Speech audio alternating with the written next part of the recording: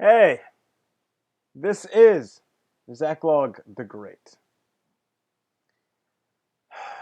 It is regrettable that today, in order to have a meaningful conversation on a lot of important subjects, we must start by reiterating simple facts which everyone once understood without question. For instance, if you want to talk about the roles of men and women in society, we must explain how men and women differ and why. So, why do we have men and women? And what does this imply? The sexes, male and female, exist for reproduction. This is simple biological fact, and everything else about men and women and our relations to one another must derive from this. Men and women come together to make a child, and a woman nurtures that child within and then from her own body. I'm sorry if this seems ridiculously unnecessary. As I said earlier, the madness of the times compels us to restate the obvious. Also important for this discussion is that, relative to other animals, human children take a ridiculously long time to mature. Most mammals can walk within days or even hours of birth. Human children can't even crawl for several months, and most don't become fully mobile for almost a year. Our offspring require intense parental investment. Ideally, this means both of a child's parents help take care of him. Also, for various reasons I won't go into here, women are better adapted on average to care for small children than men. Also relevant is that while a man can have children his entire life, women have a hard limit to their fertility. By about age 40, a woman cannot have any more children. Not only that, but her fertility steadily decreases to that point. A woman at 35 has more difficulty getting pregnant than at 30, who has more difficulty than at 25, and so on. One more obnoxiously obvious point, and then we can get to what I really want to talk about. For a society, a culture, to survive, it must have children. You cannot sustain your culture with someone else's children. Someone else's children will have neither your genetics nor your values. If you want your culture to survive, you must have children and raise them with your values. So, all of that out of the way. What is my point today? Higher education for women is dyscivic and dysgenic, horribly destructive to our society in the long run. Why?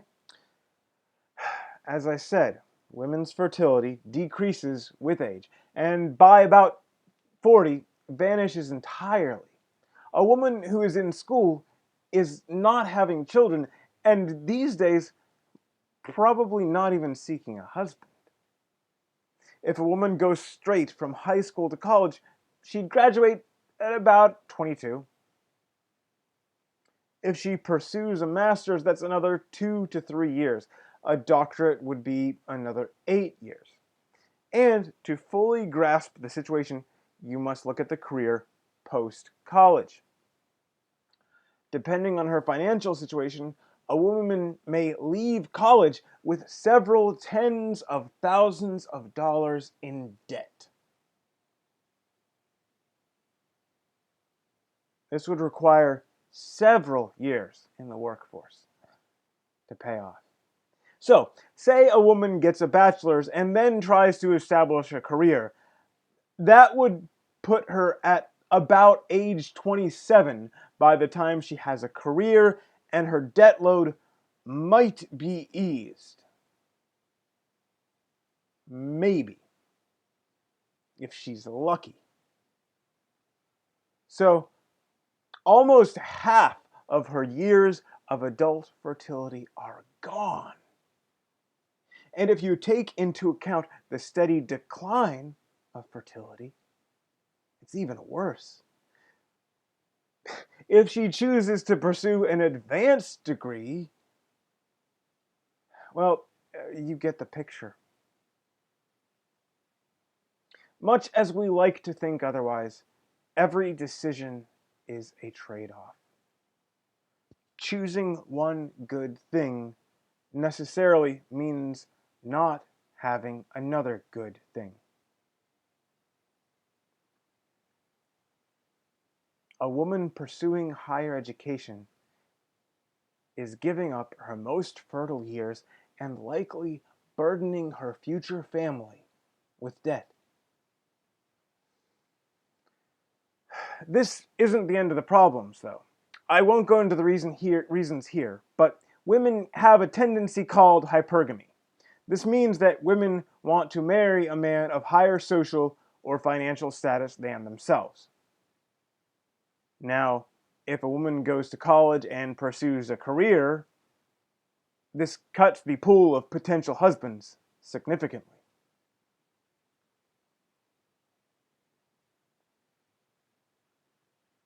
All of this adds up to women who pursue higher education having significantly fewer children. Like I said, you cannot sustain your culture with someone else's children. And not only are women having fewer children, the effect is not evenly distributed. More intelligent women are having fewer children. We have other incentives in place encouraging less intelligent women to have more children, but that's a subject for another day. Now, if intelligence has a significant genetic component, if it is hereditary, this is a disastrous policy for our society. We are creating conditions to make future generations less intelligent. I do not like these conclusions. This very much goes against the classic liberal values I grew up with. But the logic appears sound. We can promote women's higher education, or we can have intelligent future generations capable of sustaining our society.